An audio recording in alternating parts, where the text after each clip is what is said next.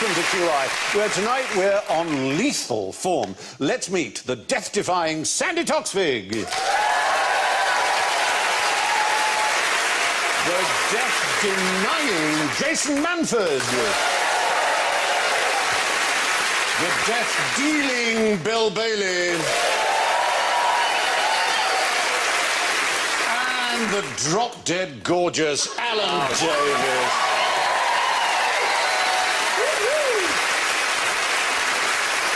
At least 1 out of 100 has to be complimentary. That's very kind. Yeah. Now slay me with your buzzers. Sandi goes. Jason goes. Wow. Wow. Bill goes.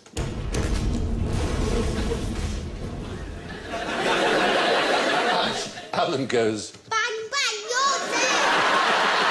Very good. So, before we start, I have to remind you we have in this series a spend a penny round because of L. Exactly. Because L stands for lavatory. One of the answers will involve lavatories in one form or another. All things lavatorial. So if you do spot a lavatory lurking anywhere, play your joker, and if you're right, I'll give you some points. What could be fairer than that? Now, I'm going to hand out some bags. Can you take one and give one to Jason? Sandi, there. You? And you've got yours, I think, already, haven't you? Now, you should have a bottle with a cork in it, and I want you using the bag and the bottle to get the cork out of the bottle. You can't break the bottle, obviously. Are these are the ones we use when we go dog walking? Yes, they are. They're poop scooper guns. They're poop Exactly. Are they? Yeah, but they haven't been used, I promise you. Obviously, I was going to use the... Oh, like I say, Wait. Sandi's looking promising.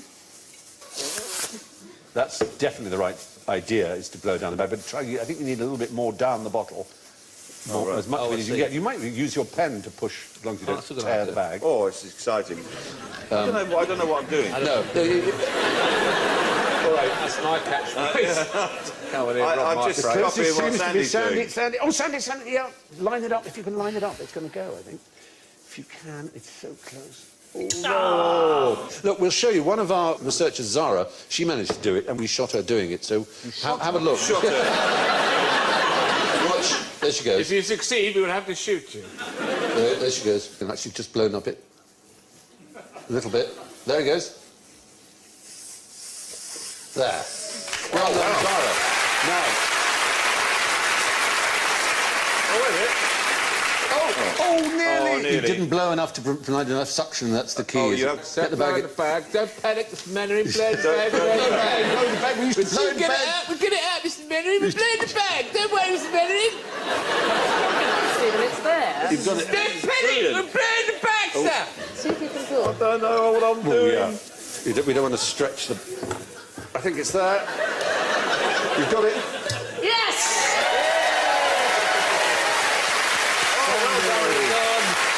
Brilliant. Now, you haven't got the pressure there. OK, pop and water.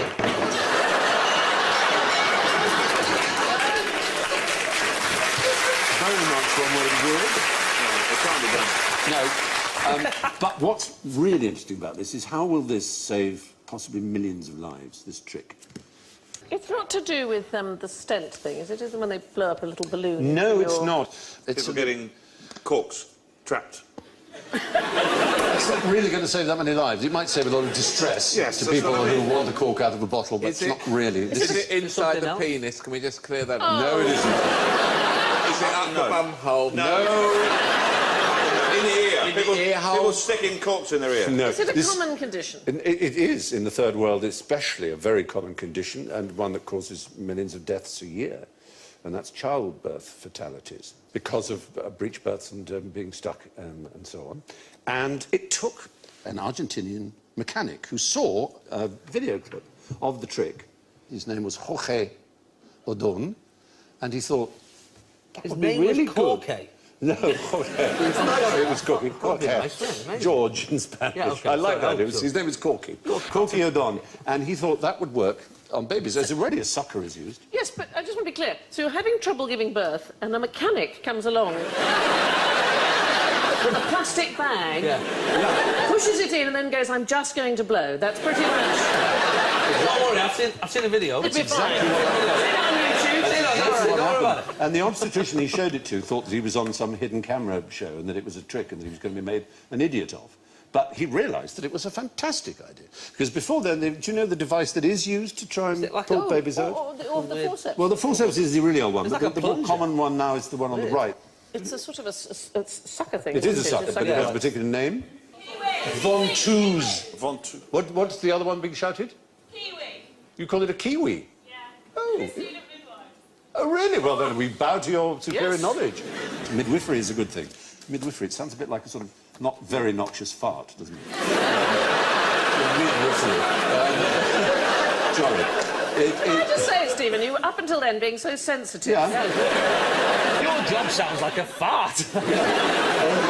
Odon's method inserts a plastic bag, just as you said, into the birth canal, under the baby's chin. Air is then pumped in, inflating the bag gently around the baby's head. No danger of suffocation. Why is that? Because they're not breathing yet. Because babies don't breathe in the womb, exactly. Yes. The baby is then safely pulled out without the damage of bleeding forceps, and we can see that. Not in real life, I mean. All right, yeah. There you go, and that's There we the go. suction power is on a little calibrated thing, you see. And you, again, take it away, and it's exactly the same principle. Thank you. I think you've rather misunderstood the role of audience intervention. Well, you know, the way that the device goes around the baby is very, very similar to the way the chameleon gets its prey. Its prey, yes. Because the tongue is actually it subsumes the prey and goes around it, and then perhaps you could train a chameleon. Just Hold one up to the periphery area. I feel sorry for this woman who's already said no to the engineer, then Bill Bailey turns up. What about the chameleon? Well, she might not be able to see the chameleon if he's been hanging around That's for a true, while. yes. We'll have to take the stress out of it. It just That's looks like true. your arm. Yeah. Oh, well, what's this? It's just a pattern shirt. Yeah, it's fine. And then it runs up a tree with it. Yeah. It's raised as a chameleon. It's not a bad thing. Yeah. A car mechanic there, yes, from Argentina, will save millions of lives with the cork in the bottle trick. Suggests some lethal uses for a laptop.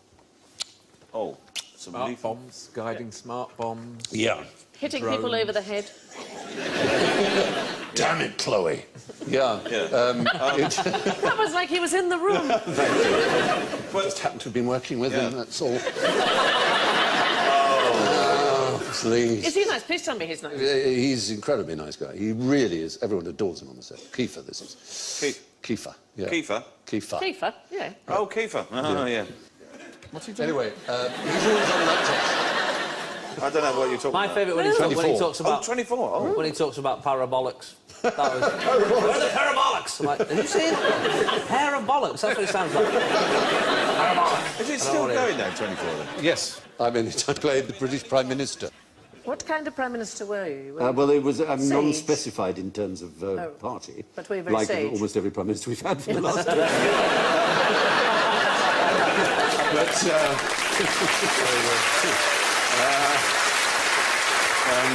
Is it really over the top London though? Is it like, Chloe, I forgot my Oyster card? It is all shot I'm in at London. Spinningfield. The engineering works. Got a bus replacement service. Follow me on the satellite. The driver hasn't got a clue where he's going. What's the best way from Kensal Rise to Ladbroke Grove? You can't use the Harrow Road.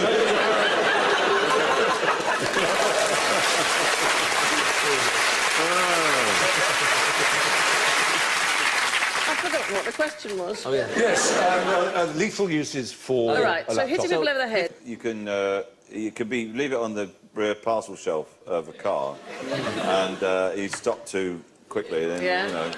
I know this because I went to one of those, speed awareness courses, and this is ex-copper, and he went, yeah, he goes, he was trying to scare everyone, and he went, yeah, he goes, this lady driver had a laptop computer on the back.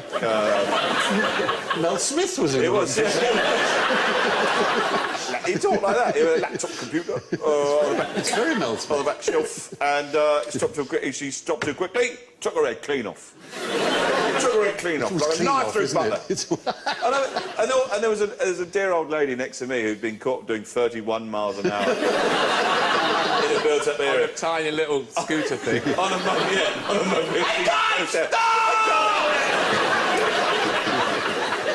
You'll have to go to a work. Yeah. She went this way, and she grabbed my hand and went, "Oh my God!"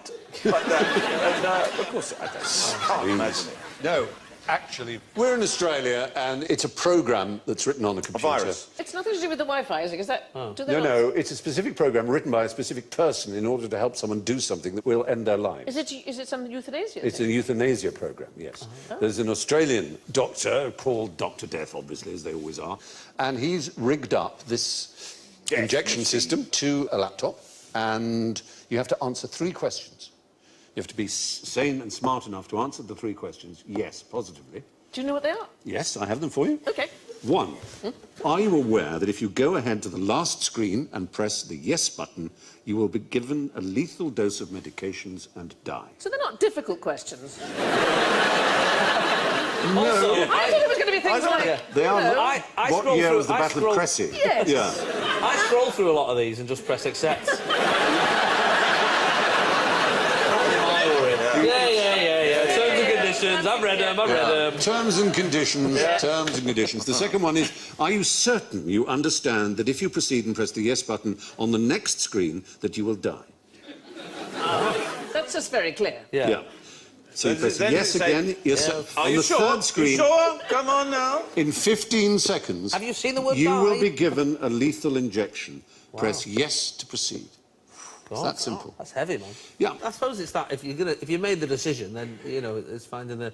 I found a very odd. I didn't know this was a rule recently. I always get headaches when I'm on tour, so I thought, well, I may as well just stock up on paracetamol because I go for a couple of nights. So I tried to buy about 48 packets of paracetamol. No. There they are. That'll kill you. And, well, yeah, obviously I wasn't going to take them all at once, but obviously there's a They rule. don't know that. You're only allowed to. But I just thought to myself, that's saving no one, is it? No one's got to that point and gone, oh, can I not? Oh, I'll stay alive then, thank you very much.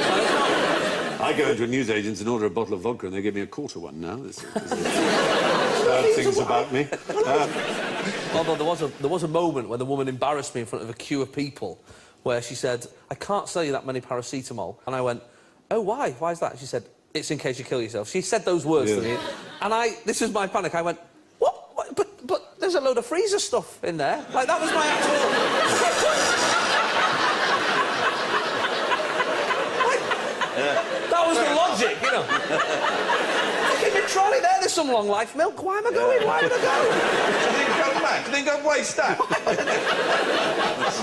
Some Findus crispy pancakes. I'm looking There's a Solero in there. I've got so much to live for. Very good. Anyway, yes, this happy little fellow is about to kill himself. How? You recognise that? It's about to... And he's about to kill himself. He is, by doing something which nature impels him to do, which is a suicidal thing to do. fling himself off a cliff. I just... throwing himself off a cliff. I thought, well, why not? Yeah, We'll get that one out of the way. We thought it might be a lemming, and Yes, anyway, lemmings don't, of course. But No, they don't, yeah. No, it's not a lemming. It's in What fact is it? not a So- rodent. Is it not? Is it a No. marsupial? Is it a marsupial? It is a marsupial, yes. It's a bit of a convergent. How do you do that? It's a marsupial, and it's called an antechinus. Antechinus. Well, what are the natural things? It's either going to eat something, or it's going to drink something. What do animals or live to do? They live to eat in order to Procreate. survive long enough to procreate, to pass on their genes. So is there some naughty sex thing? It's about to have sex, and that is, for it, suicide. They go on an extraordinary shagging spree. I mean, it is quite unbelievable. I have to give you the details because they're pretty amazing. It's semmelparous, which means it only does it once. And it's about 12 hours on the job with one female before moving on to the next. Doesn't eat or sleep, just keeps going in a testosterone-driven frenzy. Oh, never mind about him, that poor female. Well, that's the next one, and the next one. 12 hours? Yeah. She must be To get- chafed. To get the necessary energy, the males' bodies strip themselves of all their vital proteins and suppress their immune systems. By the end of the fortnight, they're physiologically exhausted, bald, gangrenous, ravaged by stress and infection, and keel over and die. Wow. Russell Brand, take note.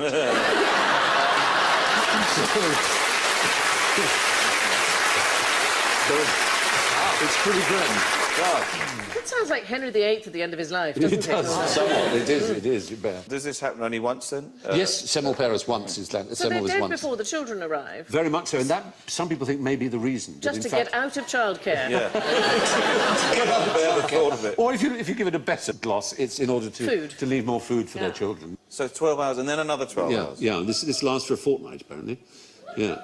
Wow. 2-week mating season. There's somebody in the audience remembering a Spanish holiday. Magaluf, 1982. Oh, that was a party.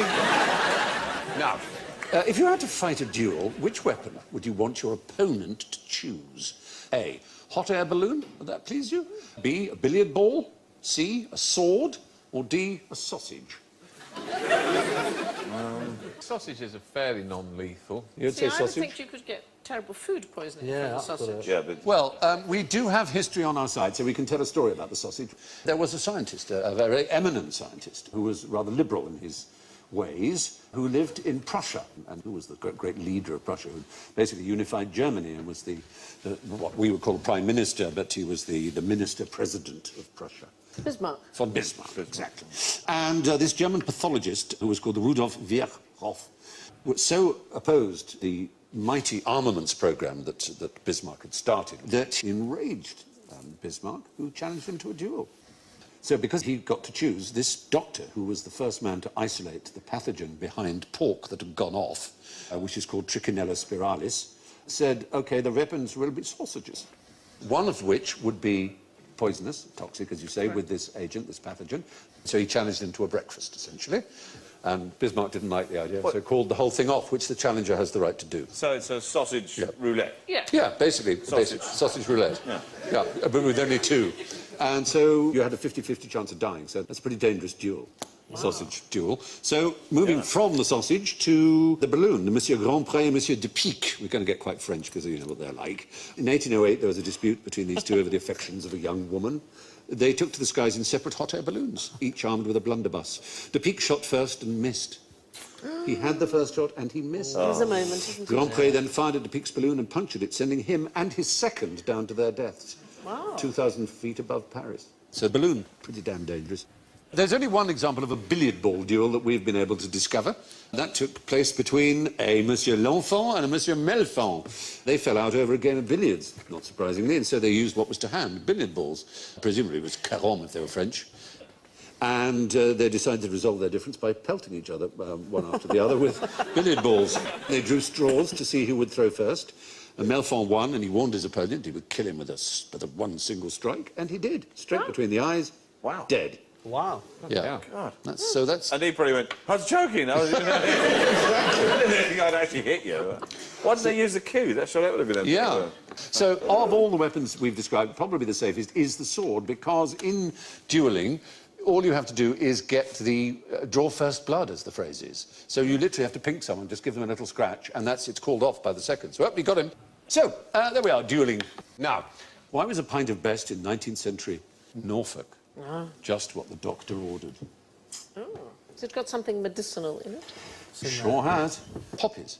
Obviously. Not heroin. Heroin wasn't discovered. I'll give you heroin beer, please. Not heroin, but No wonder opium. Norfolk is kept to itself. Yeah. Heroin needs a little bit more chemical skill than they were able to show in more Finland. Breaking Bad. Yes, basically. And they'd been having this stuff for ages and ages and ages. And then, in the 19th century, laudanum became very popular. Laudanum is a tincture of a small amount of opium. Queen Victoria loved it. Yeah. And they loved it in Fens. And they had it with beer. So they'd have poppy stuff in their beer. There was a period called the Great Binge, and it was really from sort of 1880s to the outbreak of the First World War and the banning of absinthe in France. What a time to be alive. Yes. As I say, Queen Victoria was addicted to laudanum. She'd have laudanum To be every wealthy and idle in the great bin. night. Yes. It was something. They're talking about Wetherspoons right now, aren't they? Anyway, in Finland, they drank a lot of beer with their own poppies in it. Basically, Norfolk and Lincolnshire consumed over 5.5 tons a year, which was basically more than the whole country put together. Yeah. It hindered the development of the region. It might have done. It was known as stuff or best. And, yeah, basically, it did Got any destroy... stuff? Yes. In the 19th century, being an opium addict was normal for Norfolk. Nowadays, we're told that even sugar is a deadly poison. But are sugar-free sweets good for you? They give you the runs. Honestly, if you are at all stuffed up, 2 sugar-free sweets, you'll be singing. I don't know why. Well, I ought to warn you that you have missed your spend a penny chance. That was it. Because it's all about... It's too late now. Oh, yes, of course. Oh, never mind. Yeah, it's lycocin, which can have a mildly or moderately laxative effect. That's if you take a few of them. On the Amazon page where they sell sugar-free Haribo gummy bears, it clearly warns may cause stomach discomfort and or a laxative effect. The same page has over 250 comments. Stomach discomfort turns out to be a massive understatement. Oh, yes. Gastrointestinal Armageddon. Calamitous flatulence. Trumpets calling the demons back from hell. That's the noise, exactly. I'm just adding some noises to the story. Guttural pronouncement so loud it threatened to drown out my own voice. And flammable liquid napalm extruding. Those are some of the milder comments. I've never known anything like it. I got some butterscotch sweets, and honestly, I had 2. And I thought it was a good way to help me lose weight, and it did. Yeah.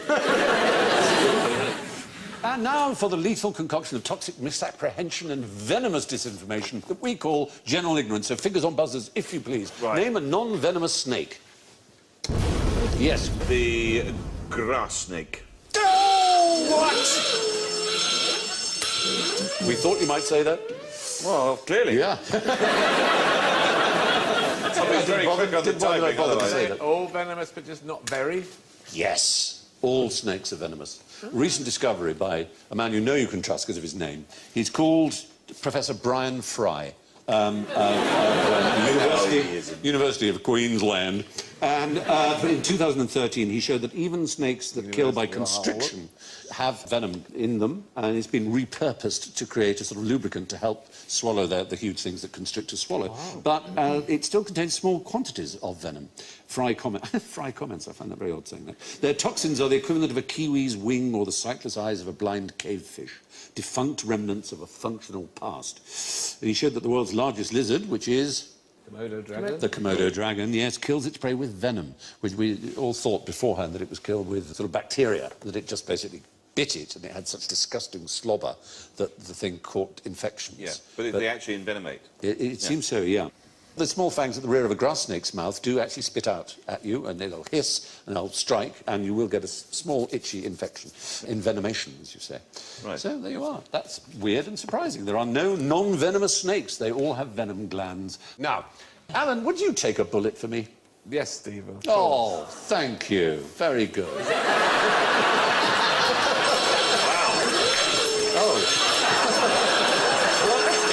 Sorry, no, I wouldn't. No, you wouldn't. Because you couldn't. I mean, that's to say, in the standard way it's done. The diving in front of someone, you can't take a bullet for someone. Well, you'd have to anticipate, You'd I be faster presume. You'd have to anticipate in such an incredible way. Accidental, Accidentally, it would. Because, of course, a bullet goes at 1,000 feet per second. That's from a handgun. 700 miles per hour, that is. So the notion that the Secret Service are going to throw themselves in front of the President is just silly. Well, it has happened. It happened in the case of John Hinckley, who had a pop at Ronald Reagan in 1981. That's it, exactly. This is how I would do it. I wouldn't use my head. No, very sensible. I'd use my Your arse. my leg. I would use that. Supplementary question. Why do people fall over when they've been shot? It's just been shot.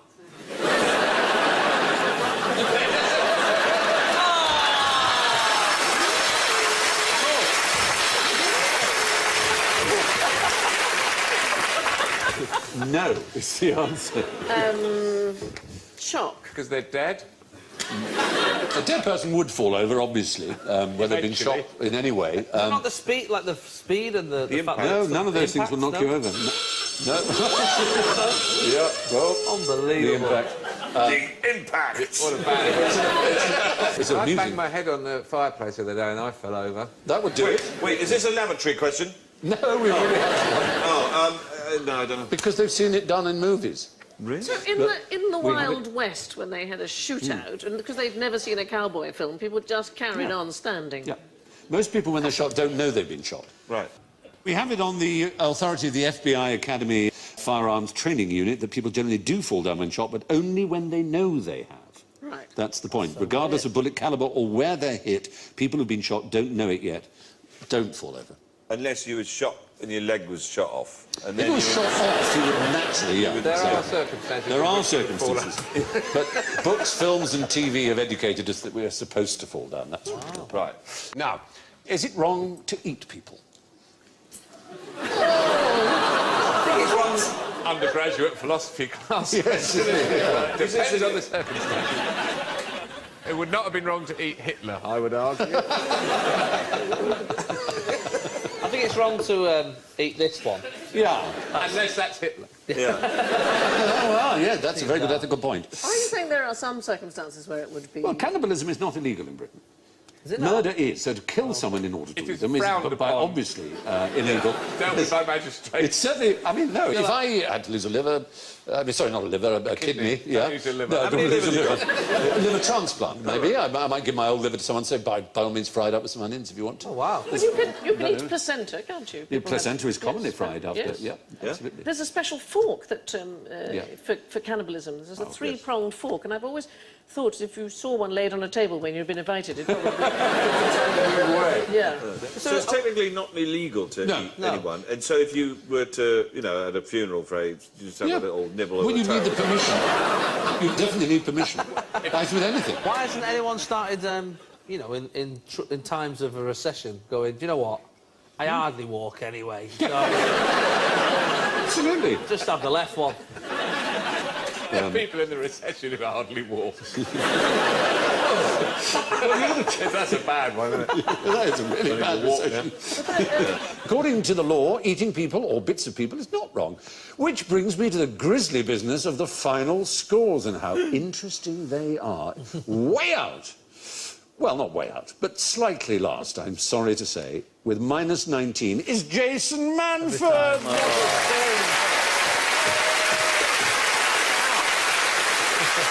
Trailing clouds of glory in a very respectable third place, would you believe it, Alan Davies? Second, with -8, Bill Bailey. Which can only mean that the winner is our token Dane with +6, Sandy Thompson.